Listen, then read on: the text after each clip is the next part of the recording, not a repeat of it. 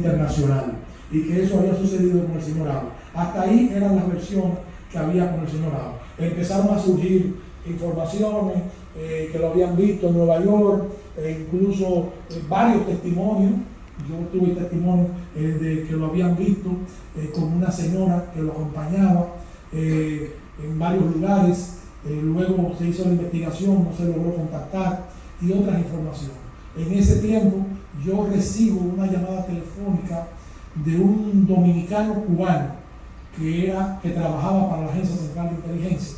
En ese momento yo era ministro de Cultura, secretario de Estado de Cultura de la República Dominicana, y ya yo tenía una relación con ese señor en relación con un intento de contrabando con un intento de sacar del país piezas arqueológicas que se demostraron que eran falsas, y entonces ese hombre había venido a la República Dominicana a investigar ese fraude de piezas arqueológicas que iba a dirigir a Estados Unidos, y había consultado con el ministro de la Cultura para establecer la realidad de lo que había pasado, y quedamos en una relación de amistad.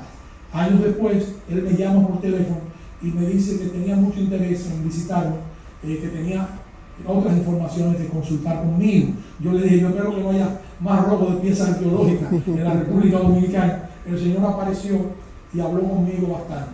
Y entonces me dijo que efectivamente el señor Aves se había acogido a ese tipo de disposición de los organismos de inteligencia norteamericanos, que cuando salió de Haití había vivido en Nuevo México 4 años en el cambio de personalidad e identificación, y que luego había desaparecido, pero que transmigraba en los Estados Unidos y que estaba totalmente retirado, aislado, y había renunciado a su personalidad, y que ese era un procedimiento común y corriente que los organismos de inteligencia usaban para poder sacar a uno de esos agentes ya de la atención pública, que pudiera crearle algún compromiso posterior o alguna revelación de datos que no interesaba ya divulgar.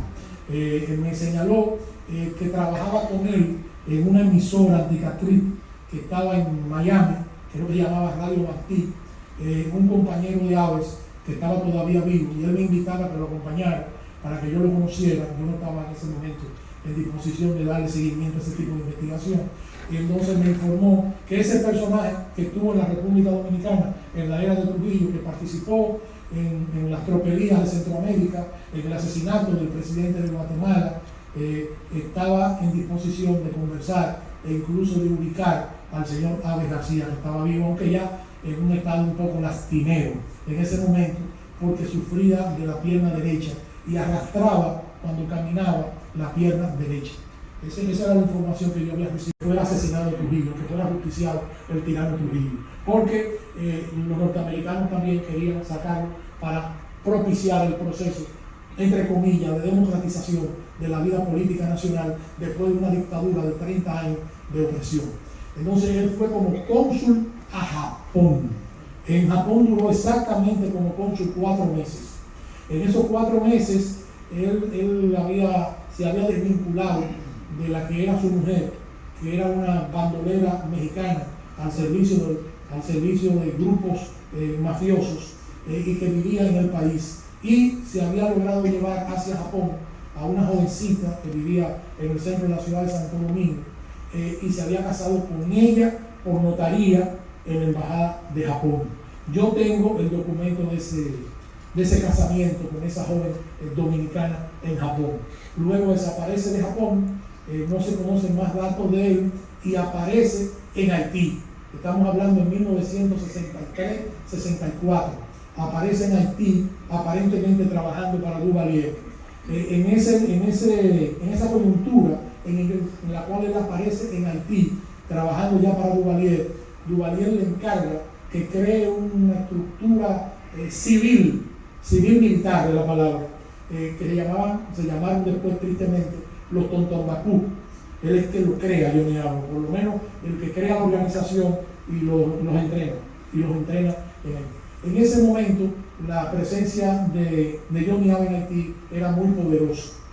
Revisando los documentos, porque hay que revisar documentos para uno verificar cualquier tipo de afirmación temeraria, yo me encontré con documentos desclasificados de la Agencia Central de Inteligencia, CIA, documentos desclasificados, o sea que están abiertos al público, que revelan que en el año 1963, o sea, el mismo año en que él llega a Haití, hubo dos reuniones, una en Nueva York y una en Washington, en la que participan sectores vinculados a la mafia norteamericana, con nombres y apellidos, y un dominicano llamado Johnny Aves, que participa tanto en Washington como en Nueva York, en esas reuniones, donde se trató meses antes, 4 meses antes, el asesinato del presidente Kennedy.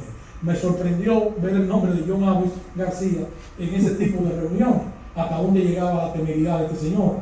Lógicamente, el documento no dice que participó en el asesinato de Kennedy, que participó en una reunión en Nueva York y en Washington, donde participaron gente de la mafia que posteriormente estuvieron involucrados en la muerte de Kennedy, que como ustedes saben, fue una muerte, fue un magnicidio en que participaron diversos sectores que coincidieron en la necesidad de suprimir la vida del presidente Kennedy el 22 de noviembre de 1963. El proyecto de la Alianza para el Progreso, que fue un proyecto que Kennedy elaboró para oponérselo a la revolución cubana, que planteaba cambios, pero a través de la revolución violenta, Kennedy plantea la revolución pacífica, haciendo también cambios en la estructura y en la tenencia de la tierra en la República Dominicana y en los países circunvecinos.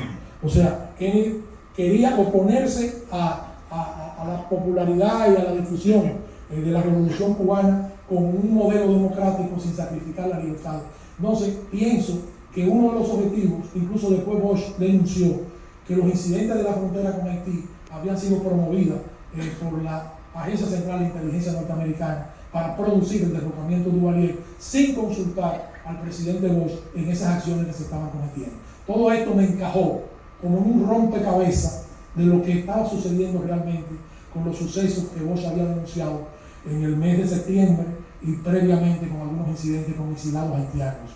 Entonces, eso explica la presencia de Johnny Aves en esas dos reuniones, hablando del asesinato de Kennedy, aunque no participa, pero el interés de Duvalier, que veía en Kennedy un enemigo que pretendía derrocarlo, y el hecho de auspiciar acciones conspirativas contra la vida del presidente Kennedy. Todo esto está datado en documentos oficiales de la Agencia Central de Inteligencia. Buscando también documentos, me encuentro con que en el año 1960, después de la muerte de las hermanas Mirabal, del asesinato de las hermanas Mirabal, en la que Johnny no participa porque estaba en Europa buscando el mercado de Trujillo, luego de esa muerte hay una especie de mesa, o digamos de registro en la embajada norteamericana que registra a las personas que visitan la embajada. O sea, todo está documentado.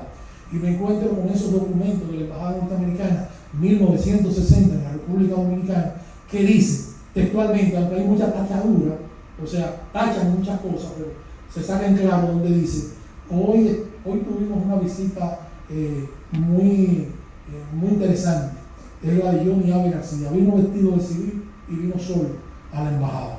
Y vino a tratar algunos casos relacionados con la situación política y a ponerse a disposición nuestra en lo que podamos.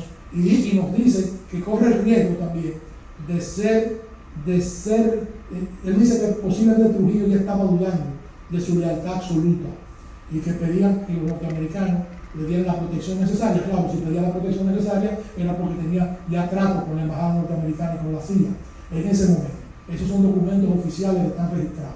Y ahí viene todo el proceso que ya ustedes conocen: su desaparición, su participación en numerosas tropelías. Duvalier lo encarga, como yo le decía, de crear los Tontonacud en Haití, y en Haití desaparece misteriosamente. Luego aparece una versión que encontraron un carro con los cadáveres. En la fotografía que presenta no aparece ni el cadáver de Johnny Aves, lo que aparece son dos personas carbonizadas. Luego, en los procesos posteriores, yo me encuentro en la ciudad de Miami con un joven taxista que me dijo que era el hijo de Johnny Aves. Que era el hijo de Johnny Aves. Y yo le dije: ¿cómo que eres el hijo de Johnny Aves? En la familia de Johnny Aves le terminó Duvalier. En la versión tradicional, no, estamos vivos. Todos estamos vivos. Y mi papá vive en Nueva York. Al decirme Nueva York coincide con la otra versión. Y yo tuve una conversación con él y luego, lógicamente, no le pudimos dar continuidad porque no lo pude volver a localizar. Luego de esa información sobre ese señor, hay un personaje que está vivo, tiene 90 años, una mujer muy poderosa, una mujer agente de la CIA, durante toda su vida, que vive en Miami, en uno de los lugares más exquisitos, ¿no? De millonarios de Miami. Esa señora tuvo una participación muy destacada en los años 50, a finales de los años 50, en la muerte del presidente de Guatemala, ordenada por Trujillo y ejecutada, organizada por John Chávez en Guatemala.